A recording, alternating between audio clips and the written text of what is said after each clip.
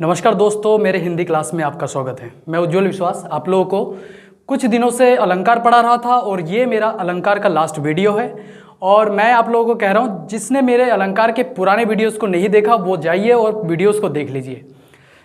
अलंकार सीखने का सरल तरीका क्या है? केवल तत्वों को जानना पड़ता है। हमें वो तत्व जब पता चल जाता है कि किस तरीके से अलंकार का प्रयोग होता है तो हमें कोई भी अलंकार सीखने में समय नहीं लगता। यह देखिए, आज है व्याज निंदा अलंकार और दूसरा है व्यतिरेक अलंकार। ये दो अलंकार है जिसके विषय में आज आप लोगों को बताऊंगा कि ये दो अलंकार किसे कहते हैं और इसे आप लोग कैसे ढूंढेंगे। जब एग्जाम में आएगा, एग्जाम्पल आता है, लिखा हुआ ऑप्शन होता है, तो कैसे पढ़ने के बाद आपको समझ में आएगा कि ये कौन सा अलंकार है। तो पहला जो है व्याज निंदा अलंकार। यह अलंकार क्या होता है? जहां कथन में स्तुति का आभास हो किंतु वास्तव में निंदा हो। ठीक है, जहां क्या आभास होता है हमें? स्तुति, पर वास्तव में क्या है? वो स्तुति नहीं होता, उसकी निंदा होती है, वहां व्याज निंदा अलंकार होता है। ठीक है, जैसे उनको लगता है कि हम उनकी तारीफ कर रहे हैं, पर वास्तव में ऐसा नहीं होता है कि हम तारीफ कर रहे हैं। इनडायरेक्टली हम उसको क्या कहते हैं? बुराई कर रहे हैं।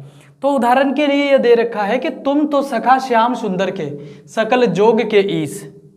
क्या है यहां? गोपिया उद्धव से क्या कह रही है कि तुम तो सखा श्याम सुंदर के, तुम श्याम सुंदर के दोस्त हो और तुम सकल जोग के ईश भी हो। तो इसमें क्या है? व्यंग है।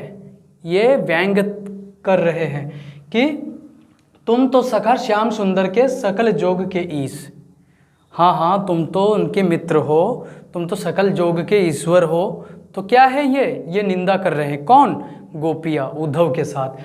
तो इस उदाहरण से हमें ये पता लग गया है कि ये कौन सा अलंकार है? व्याज निंदा अलंकार है। तो नेक्स्ट अलंकार क्या है? व्यतिरेक अलंकार। व्यतिरेक अलंकार किसे कहते हैं? जहां उपमेय को उपमान से बढ़ाकर वर्णन किया जाता है।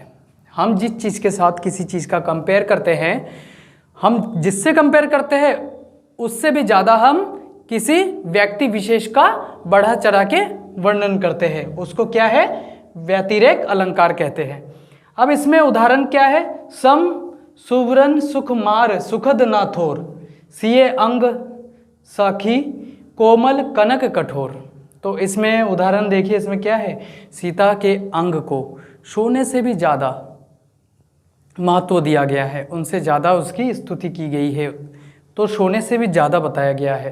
तो इसमें क्या है? किसी भी जिससे कंपेयर कर रहे हो उससे ज़्यादा बढ़ाकर, वैसे बढ़ाकर है, ये वास्तव में सही है, लेकिन कंपेयर सोने से किया है, उससे ज़्यादा बढ़ाकर तो है ही है, लेकिन ये किसी दूसरे से कंपेयर करने के बाद किया गया है। तो मतलब क्या है? व्यतिरेक अलंकार है। इसमें उपमेय, ठीक है, उपमेय मतलब सीता, उपमान जिसके साथ कंपेयर कर रहे हैं वो क्या है? वो सोना है। तो कनक से भी ज़्यादा सुंदर और अच्छा बताया गया है। तो क्या है ये? व्यतिरेक अलंकार। तो दोस्तों, जैसे कि मैंने आपको पहले वीडियो में बताया था उभय अलंकार क्या है। उभय अलंकार मैं बताना चाहूँगा। उभय अलंकार का मतलब होता है कि दो अलंकार, जिसमें शब्दालंकार और अर्थालंकार दोनों अलंकार एक साथ आए। ठीक है, शब्दालंकार भी उसी काव्य में आएगा और अर्थालंकार भी उसी में आएगा, तो उसको उभय अलंकार कहते हैं। जैसे ये संधेय अलंकार है, भ्रांतिमान अलंकार है, जो मैंने पढ़ा दिया, सब उभय अलंकार के अंतर्गत आते हैं इसमें। ठीक है, तो इससे हम लोगों का आज का जो क्लास है अलंकार का यही समाप्त होता है। अगला क्लास जो है मैं आप लोगों के लिए जो काव्यांग विवेचन में रस किसे कहते हैं, रस के कितने भाग होते हैं और रस कितने प्रकार के होते हैं, रस को समझना, क्योंकि रस भी पूछा जाता है काव्य में। तो अगला वीडियो में रस के विषय में बताऊंगा आप लोगों को। तो आप लोगों ने अगर मेरे इस चैनल को सब्सक्राइब नहीं किया, सब्सक्राइब कीजिए, लाइक कीजिए और शेयर कीजिए। धन्यवाद, नमस्कार।